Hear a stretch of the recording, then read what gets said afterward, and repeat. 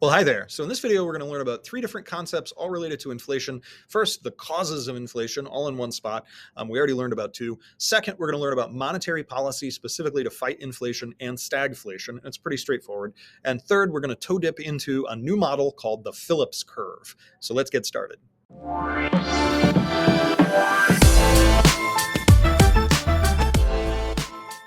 Okay, so the first part up here tells us kind of the three causes of inflation.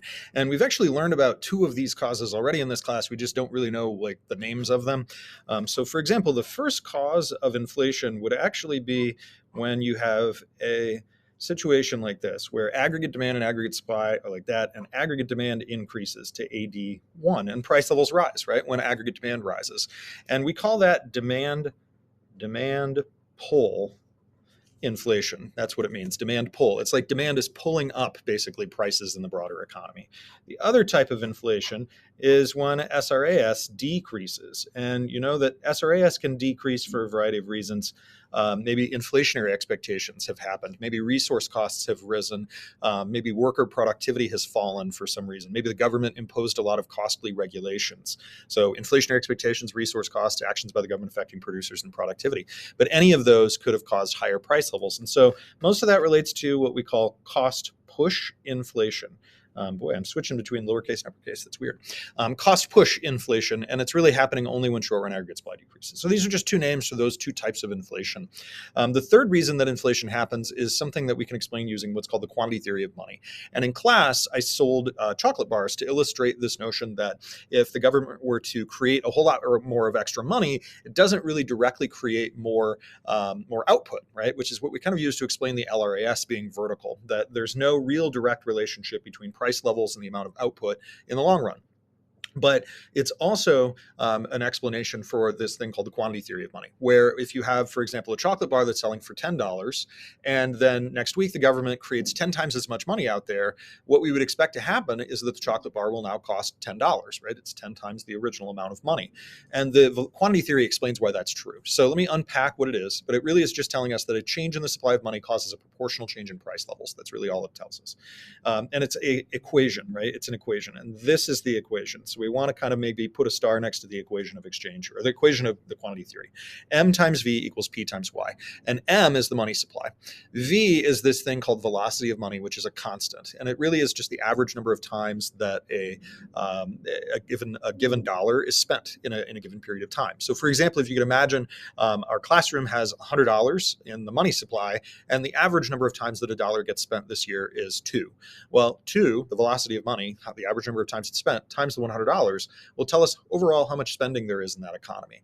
And that actually is our nominal GDP, right? The P times Y. The nominal GDP is the named amount of economic activity going on. That's the $100 in the money supply times the average of 2. And what we can then break down the P times Y side into a little bit more. The Y value is the real GDP that we've been kind of talking about since we really first learned about real GDP.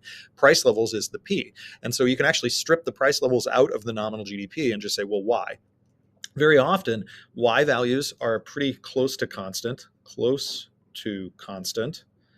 And so what we often notice is that if the velocity is constant, the V value, and the Y value is pretty constant as well, if you were to change the M value, it really just produces a proportional change in the P value, the prices. If you change the money supply, it changes a proportional amount of the price levels in the economy. So that's really how to interpret this. The types of questions you're going to see are more like the ones that I'm just kind of followed right here. If the money supply is 1,000, exports are 100, nominal output's 5, what's the velocity of money according to quantity theory? Well, this part is totally a red herring. The exports part doesn't matter.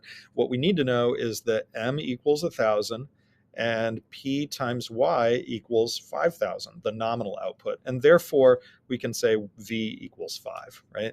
M times V equals P times Y. If the money supply doubles while money velocity is held constant, then we would just expect nominal GDP to double.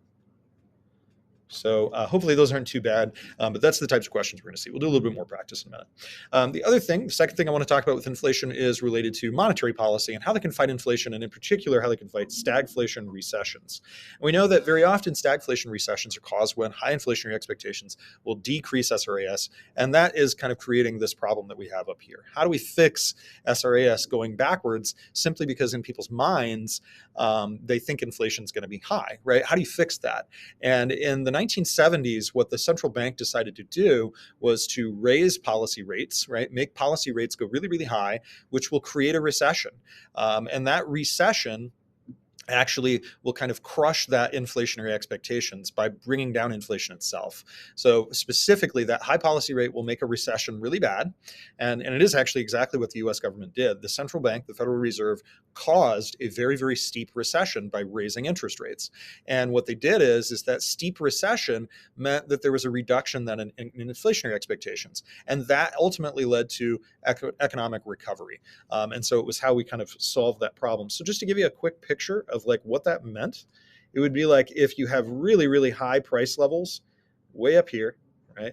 But you want to maybe bring those price levels back down, right? How do we do those price levels? How do we bring those price levels back down?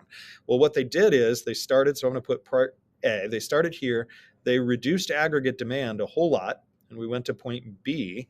And then at point B, there were so many people who didn't have jobs because, right, we're behind full employment, we're less than full employment, that eventually some pay is better than no pay.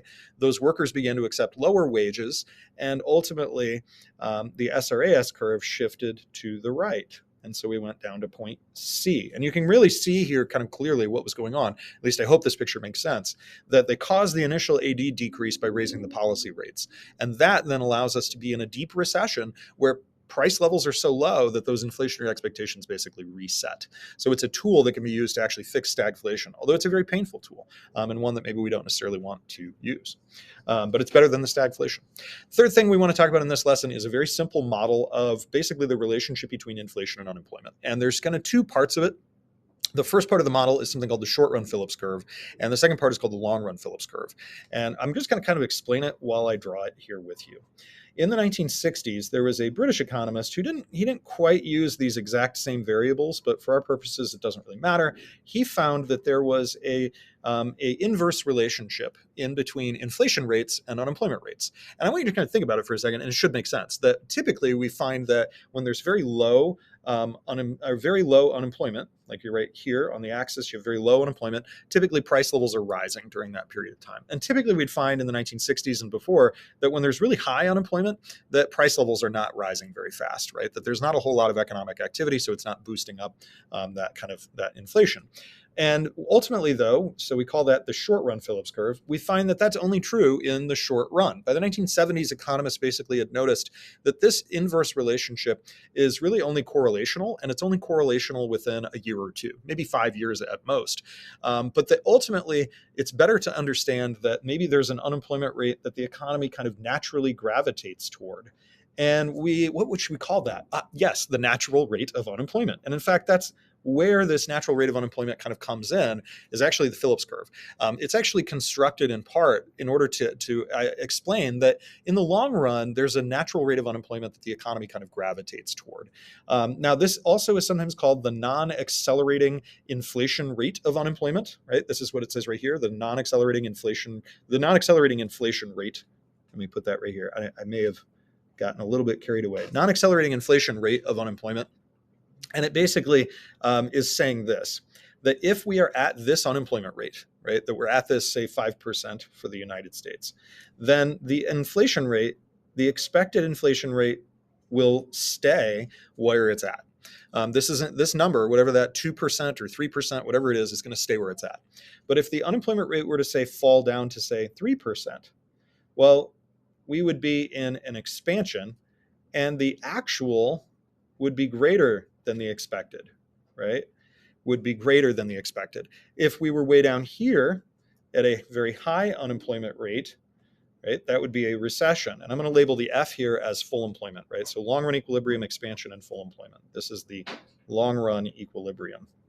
And so what this graph is kind of telling us, and this would also be like the actual inflation rate is lower than the expected, right? So just to kind of finish that thought. But what this graph is kind of telling us is how's the economy doing in terms of inflation rates and unemployment rates? It's a similar story to what ADAS is telling us because it will tell us like how are we doing in terms of the employment levels and price levels a little bit. But what's neat about this one in particular is it actually tells you that if you're way out here at R in a recession with very high unemployment, that the actual inflation rate not only will be less than what people expect it to be, it'll actually keep getting smaller and smaller and smaller. That the NAIRU, the non-accelerating inflation rate of unemployment, or just the natural rate of unemployment, if you prefer, right? It's the same idea. It's just got two different names. If you're above that number, like you have really high unemployment, that actually the inflation rate will go down and keep getting slower and slower and even go negative. But if you stay above if you're way up here and your unemployment rate is really, really low, that your inflation rate will actually be higher than it's expected, and it'll continually get faster and faster and faster. So there's kind of some interesting implications of this model. We're going to come back and talk a little bit more about it in the next lecture. I hope this has helped you understand causes of inflation, monetary policy to fight inflation, and a toe dip into the Phillips curve. I'll see you next time.